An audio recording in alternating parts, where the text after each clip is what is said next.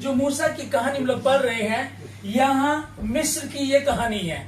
मिस्र में इजरायली लोग रहते थे और इजरायली लोग बहुत ज्यादा बढ़ने लगे। तब मिस्री लोग कहने लगे कि ये तो बहुत अधिक ऐसे बढ़ते जा रहे हैं और अगर ये ऐसे बढ़ते चले गए तो एक दिन हमसे ज्यादा हो जाएंगे और फिर हमारे दुश्मनों के साथ मिलकर के लड़ेंगे और हमसे जीत जाएंगे और हमको यहाँ से निकलना पड़ेगा। तब उन्होंने चाल चली कि ऐसा करते हैं, इनकी जनसंख्या को कम करते हैं। उन्होंने मिस्रियों ने इजरायलियों को दुख देना शुरू किया, परेशान करना शुरू किया, परेशान करते चले गए और तब भी बात नहीं बनी, तब भी वो और फूलते चले गए, पनपते चले गए। उसके बाद उन्हें कहा कि ऐसा करो, जो इब्री स्त्रियां हैं जब ये बच्चे को जन्म देंगी, जब इनकी बेटियां पैदा होंगी तो उनको तो जीवित रखना है, परंतु यदि इनके बेटे पैदा होते हैं उनको तुरंत मार दिया जाए। जैसे ही बेटा पैदा उसको नील नदी में ले जा करके फेंक दिया जाए। ये कहानी वैसे चलती आ रही थी, लेकिन जिसको 2 का 1 में हमने पढ़ा कि लेवी के घराने की एक स्त्री थी और वो जिसका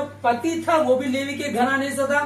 वो दोनों का विवाह हुआ और उनका एक पुत्र हुआ। अब समझिएगा इस कहानी को कि 2023 में आपकी कुछ प्रार्थना रिक्वेस्ट आई है, मेरे बच्चे को नजर लग जाती है, मेरी बेटी का ऐसे चल रहा है, मेरे बेटे का रिश्ता नहीं होता है, कुछ प्रॉब्लम चल रही है, ये बातें चल रही है। अब शैतान की एक चाल है जो 2023 में भी आपको उलझा रहा था, परेशान कर रहा था।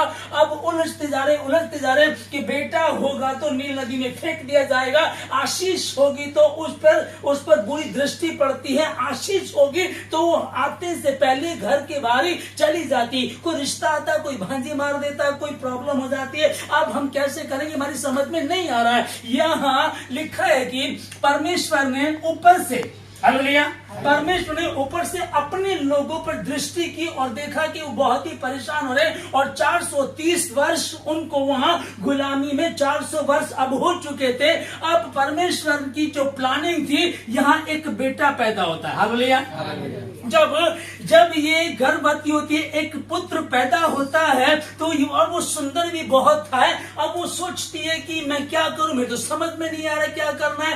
अब वो क्योंकि धर्मी थी, विश्वास करने वाली थी, तो उसको डरने की आवश्यकता नहीं रही कि हम प्रार्थना भी करें, नजर भी उतारे, प्रार्थना भी करें, गलत काम भी करें, प्रार्थना भी करें, लोगों के साथ दूसरी संगति में भी बने रहे। 2 नाव में सवार व्यक्ति का भी पार नहीं होता। हमने सबसे पहला वचन जो यिर्मयाह 29 का 11 लिखा है कि जो कल्पनाएं मैंने तेरे विषय की वो हानि की नहीं परंतु लाभ ही की है। जो कल्पनाएं, जो योजनाएं मैंने तेरे लिए बनाई है। पति अभी भी नहीं समझ रहा, बच्चा गुस्सा करता है, हम समझ नहीं पा रहे हम क्या करें, सब जगह जाकर के आ गए, कहीं से कोई समाधान हमको मिल नहीं रहा। अब मैं करूं तो क्या करूं, समझ में नहीं आ रहा। अब मैं गर्भवती हो गई हूं, बेटी हुई तो जिंदा रखेंगे और ये दरिंदे लोग उसको अपना आहार बना लेंगे, तब भी वो टेंशन में है। और बेटा हुआ तो उसको मार दिया जाएगा, नील नदी में फेंक दिया जाएगा, क्योंकि हम तो यहाँ गुलाम है और राजा वो है और राजा का फरमान जारी हो गया है कि कब मार देना है। उससे पहले कितने बेटों को मार भी दिया गया। अब ये क्योंकि धर्मी स्त्री थी और प्रार्थना करने वाली थी, ये कंडीशन जब लोगों की होती है टेंशन में हो जाते हैं। आप लोग हैं, कुछ लोग हैं जो टेंशन में हैं, अरे पति काम नहीं कर रहा, बच्चे की शादी नहीं हो रही, बेटी का ऐसा हो रहा, बहू का ऐसा हो रहा, उसको लेकर के उलझन में है। जॉब की सोचते हैं तो नौकरी अब रही नहीं है ना, बिजनेस की सोचते तो खत्म होते जा रहे, महंगाई बढ़ती जा रही है, समझ में नहीं, हम कैसे करेंगे, हमारी समझ में नहीं आ रहा। अब समझ में जब नहीं आए तो स्मरण कीजिएगा कि आपके परमेश्वर ने आपसे कहा था, जो कल्पनाएं मैंने तेरे विषय की वो हानि के लिए परंतु लाभ ही की है। आमीन। और परमेश्वर ने जो शब्द कहे वो टलते नहीं, क्योंकि 2 बेबदल बातों के विषय में जिनमें परमेश्वर का झूठा ठहरना असंभव है। वो झूठ बोलता नहीं है। यीशु मसीह कल, आज और युगान युग एक जैसा। उसने कहा था मैं तुझे आशीष दूंगा, मैं तुझे लेकर के चलो, मैं तुझे बढ़ाऊंगा। अब बढ़ाऊंगा कैसे? जब फाइनल है, जो देश के राजा ने कह दिया कि हेलमेट पहन करके चलना है, नोटबंदी हो गई तो बंदी हो गई है, 500 का नोट नहीं चलेगा, 1000 का नोट नहीं चलेगा, नहीं चलेगा, बंद हो गए, सुबह ही बंद हो गए, कोई रोक नहीं सकता। उसके बाद भी क्या कोई उसको ले लेगा? छिपा कर रख लेंगे तो रद्दी बन जाएगा, पकड़े जाओगे तो फिर 2 नंबर में आ जाओगे, तुमने छिपा रखा था, हम करें तो क्या करें। और वही फरमान जारी कर दिया गया कि बेटों को मार दिया जाए और बेटी को जिंदा रखा जाए। अब मूसा पैदा होता है, सुंदरता, अब क्या करूं समझ में नहीं आ रहा है। याकूब 2:17 में लिखा है, विश्वास कर्म के बिना अधूरा है। विश्वास, अब मैं विश्वास करता हूं कि खाना खाने से पेट भर जाएगा, परंतु यदि मैं ना खाऊं तो क्या पेट भरेगा? नहीं भरेगा, खाना ही पड़ेगा। विश्वास कर्म के बिना अधूरा है। जो कल्पनाएं मैंने तेरे विषय की वो हानि के परंतु लाभ ही की है। अब इसने विश्वास किया था क्योंकि लेवी के घराने की थी, यहोवा परमेश्वर को जानती थी, वो यहोवा यिरे है, वो मुहैया करता है। अब्राहम को उसने कहा था, अब्राहम अपने इकलौते बेटों को लेकर के मोरिया पहाड़ पर चला जा और वहां जा, मैं तुझे वहां बताऊंगा। अपने बेटे को लेकर के आ, तो उसकी बलि देना। अब इसको समझिएगा कि उसको कह दिया गया कि इसकी बलि देना। उसने क्या किया? बेटे को लेकर के चला, लकड़ी चीर ली और संग लेकर के चला दासों को, और दासों को क्या कहता है? तुम यहीं खड़े रहो, हम परमेश्वर की आराधना करके आते हैं। अरे जब तुझे कह दिया है कि तू अपने बेटे की बलि देगा तो तू समझ तो ले।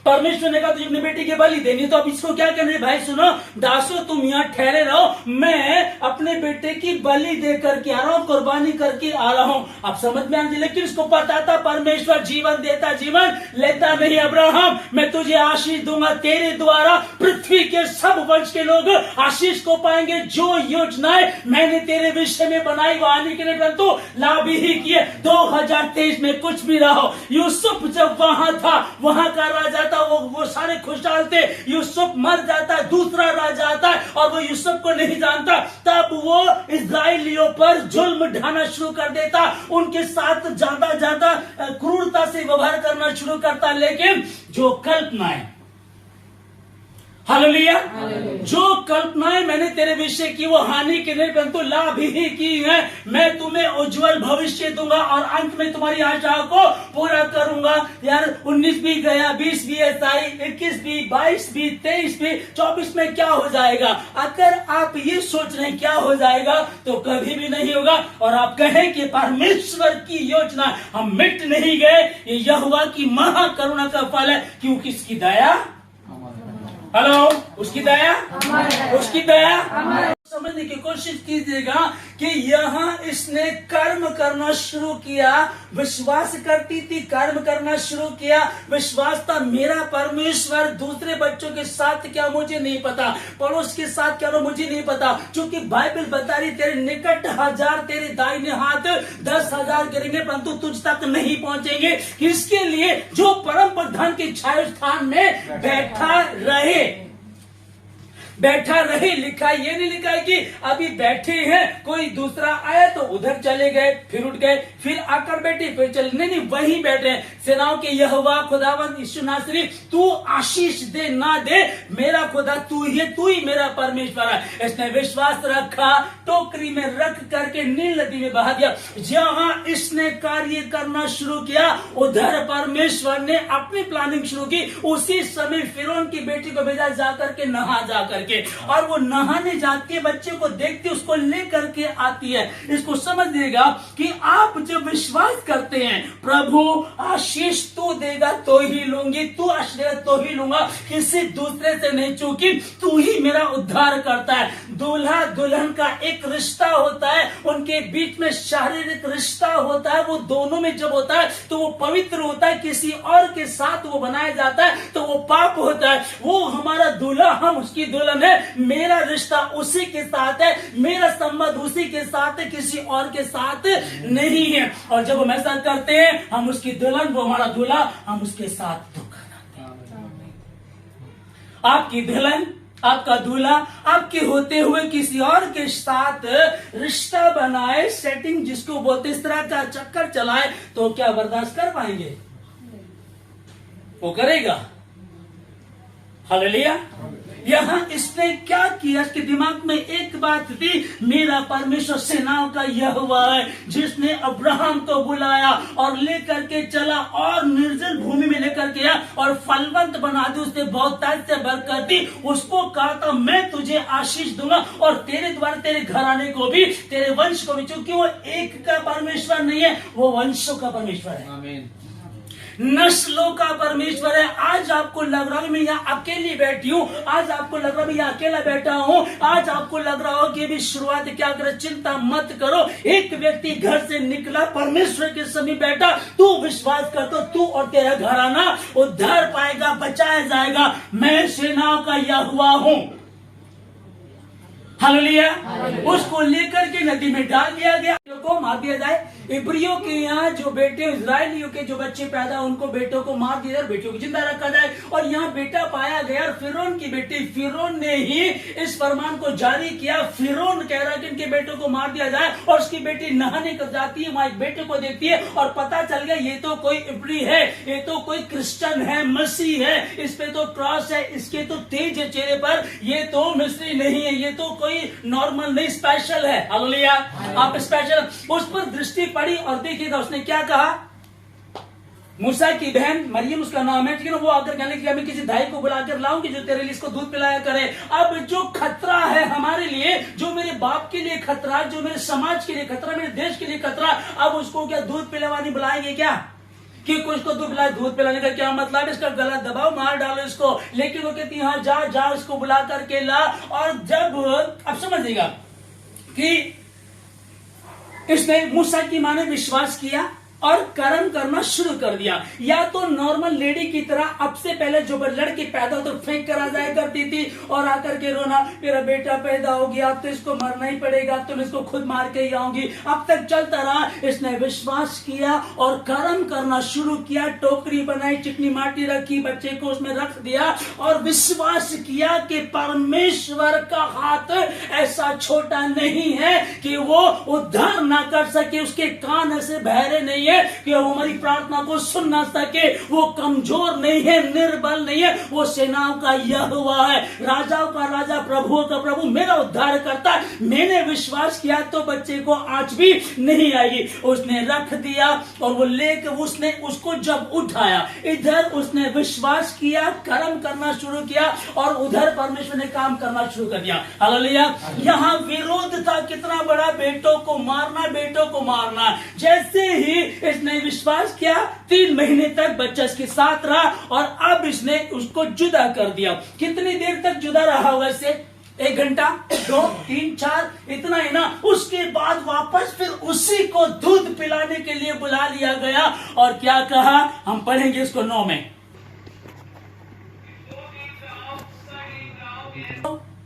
मिस्र की गुलामी से निकाल करके लाऊंगा और आसानी से निकाल करके नहीं लाऊंगा।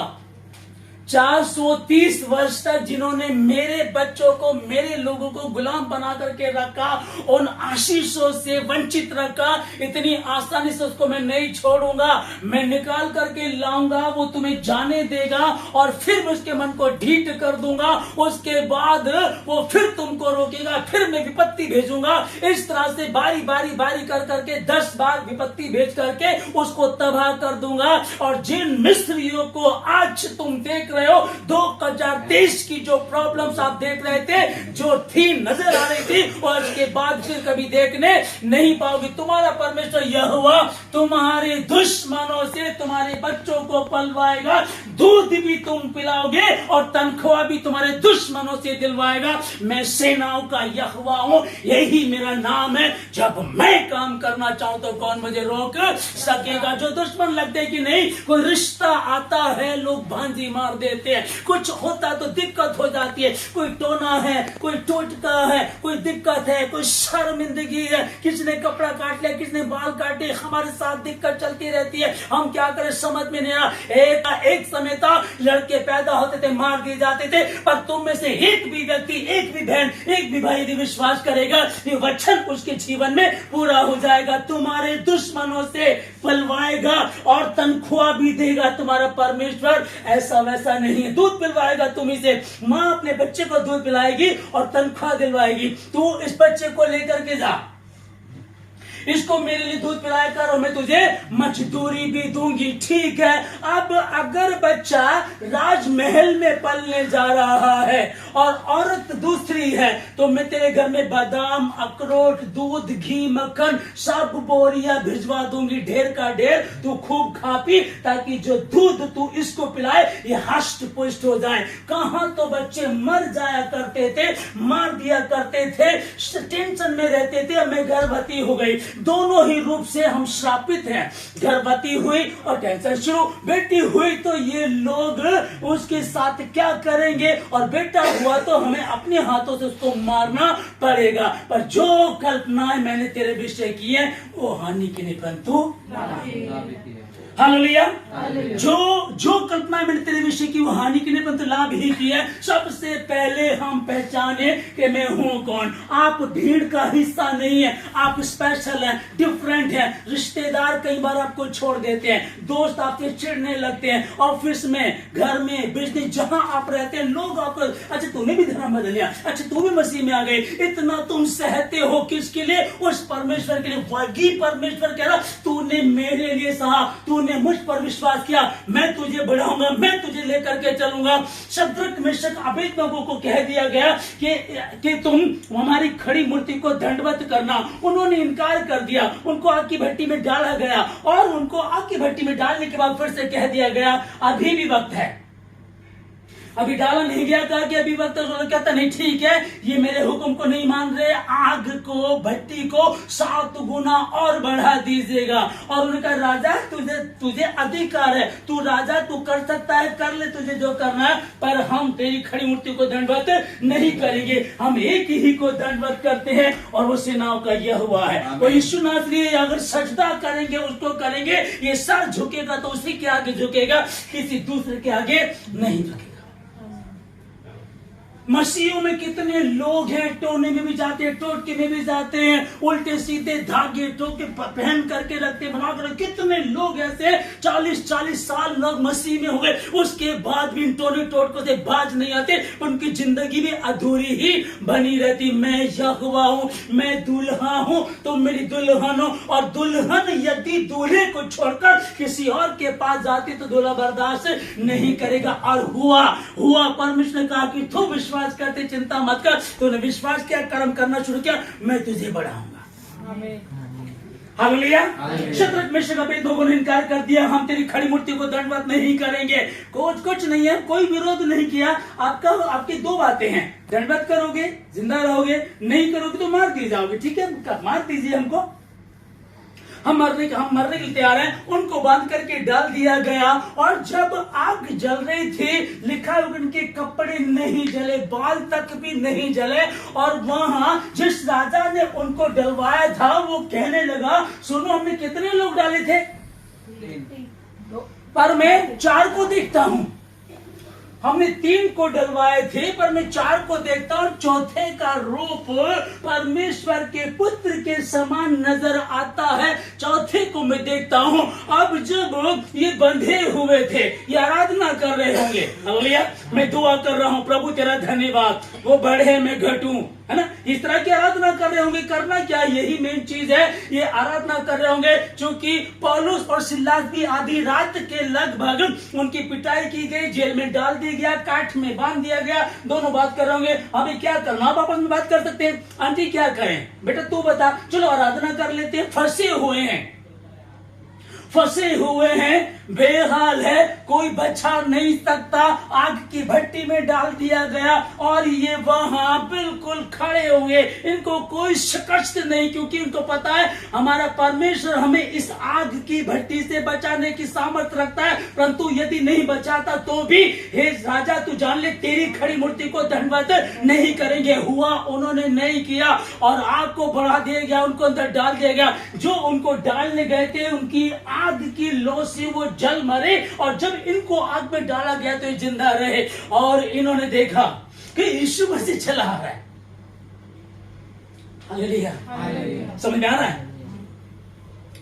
हैप्पी हुआ क्या, ये बंधे हुए और यीशु मसीह चला आ रहा है। देखो प्रभु आप, हाँ मैं कैसे तुम्हें भूल जाता, कैसे तुम्हें छोड़ जाता। मेरे कारण तुमने कई लोगों की बदनामी ली, कई लोग तुम्हें शर्मिंदगी देते, कई लोग तुम्हें बोलते तुम क्या कर रहे हो, कई बार तुम मेरे लिए लड़ते हो, झगड़ते हो, और तुमने उसकी खड़ी मूर्ति को दंडवत नहीं किया, पर तुमने स्वीकार किया। एक ही के सामने सजदा करते, एक ही के सामने झुकते। वही जमीन और आसमान का बनाने वाला परमेश्वर है, वही उद्धार करता है। आसमान के तले, जमीन के ऊपर कोई दूसरा नाम नहीं दिया गया जिसके द्वारा हम उद्धार पा सके। कोई ऐसा है ही नहीं, हम किसी दूसरे को नहीं करेंगे। तुमने मेरे कारण किया, मैं तुम्हें कैसे भूल जाता, कैसे मैं तुझे छोड़ देता, कैसे मुझे त्याग देता। तुम बने रहते हो, शर्मिंदगी आती है। ओहो, मसीह में हो, सुना है कैंसर की बीमारी ठीक हो जाती है, अपने भाई को तो ठीक कर ले।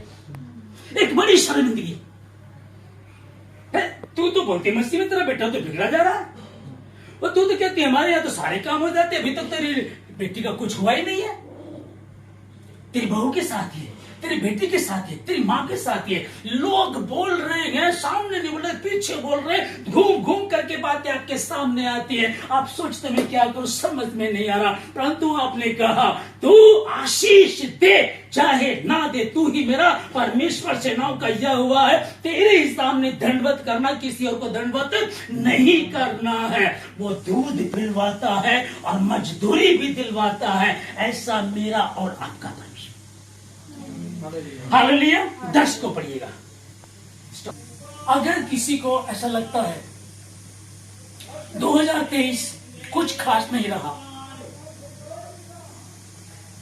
2023 कुछ खास नहीं रहा, काम है नहीं, बिजनेस खत्म होते जा रहे हैं, नौकरियां है नहीं, महंगाई बढ़ती जा रही है, बच्चों की पढ़ाई, घर का खर्च, ये सब बढ़ता जा रहा है। लेकिन प्रभु ने कहा था अपनी समस्त चिंताओं को मुझ पर डाल दे, उस पर डाल दे, अपनी समस्त चिंताओं को उसके ऊपर डाल दे, वो तेरी चिंता करता है। अब्राहम का मैं परमेश्वर अद्भुत कार्य क्यों ना करूंगा। लाल सागर में रास्ता दिया, आज भी मैं करने की योग्य हूं। Hallelujah, thank you. क्यों ना हो जाए, कोई कितना भी विरोधी क्यों ना हो, मैं जानता हूं मेरा परमेश्वर परिस्थितियों को बदलने वाला परमेश्वर है। मेरा परमेश्वर उद्धार करता, लाल समुद्र में जिसने मार्ग दिया। या तो ये इतिहास की पुस्तक है कि ऐसा हुआ था, तो फिर हमारा यूं बैठना प्रार्थना करना व्यर्थ है, या फिर ये सच है कि यीशु मसीह आज कल और युगान युग एक सा है। यदि वो एक सा है, यदि वो एक सा है, तो अपना बोझ उस पर डाल दीजिएगा। अपना बेटा, जैसे मूसा की मां ने अपना बेटा लिया और बड़े अच्छी तरीके से उसको टोकरी में रख करके नील नदी में डाल दिया। आप भी अपनी बातों को लेकर के, जिन चीजों को आप बचाना चाहते हैं प्रभु के सामने रखिएगा, जिनको खत्म करना चाहते हैं परमेश्वर के समीप रखिएगा, और जो वो चाहता है वो करेगा। लेकिन ध्यान रखें, विश्वास करने वालों के लिए सब कुछ संभव है। बाइबल में लिखा है तुम विश्वास करते हो, ठीक करते हो, दुष्ट आत्मा भी विश्वास करती है और थरथराती है। हम थरथराते नहीं कई बार।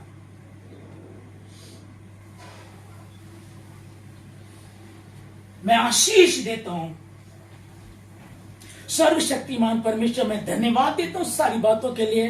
खुदा बाप आसमानी 2024 का पहला रविवार प्रभु जी लोग इकट्ठा है, परमेश्वर आपके भवन में आए प्रभु राजा। मैं इन सबों को आशीष देता हूँ यीशु मसीह के नाम में कि तमाम जरूरतों को आप पूरा करें प्रभु राजा। आज के वचन में जो हमने पढ़ा परमेश्वर आपके वचन के अनुसार होने पाए प्रभु जी, कि परिस्थितियां कितनी भी विपरीत क्यों ना हो, कितना भी विरोध हमारा क्यों ना हो, कितने भी विरोधी हमारे सामने क्यों ना हो, जब हम विश्वास करेंगे तो परमेश्वर तुम्हारे दुश्मनों से बात करेगा और कहता है कि तेरे दुश्मन तेरे बच्चों का पालन पोषण करेंगे और मां को बेटे से जुदा नहीं होना होगा, लेकिन परमेश्वर तुम्हें मजदूरी भी दिलवाएगा। वो तुम्हारा परमेश्वर है। कोई भी रिश्तों में दिक्कत आ रही है, बच्चों में दिक्कत आ रही है, परिवार में, पत्नी में, पति में, फाइनेंशियली प्रॉब्लम चल रही है, कानूनी समस्या चल रही है, मेडिकल प्रॉब्लम है, मैं क्या करूं समझ नहीं आ रहा, हमारी समझ में नहीं आ रहा, कुछ समझने की जरूरत नहीं है। इस 200 रुपए की पुस्तक पवित्र शास्त्र बाइबल को समझना शुरू कीजिएगा। इसको आप समझना शुरू करें और जब आप इसको समझेंगे निश्चय ही आप उस भेद को समझेंगे। और यदि आपने उसको जान लिया तो उसने कहा तेरे निकट 1000 और तेरे दाहिने हाथ 10,000 गिरेंगे परंतु तुझ तक ना पहुंचेंगे।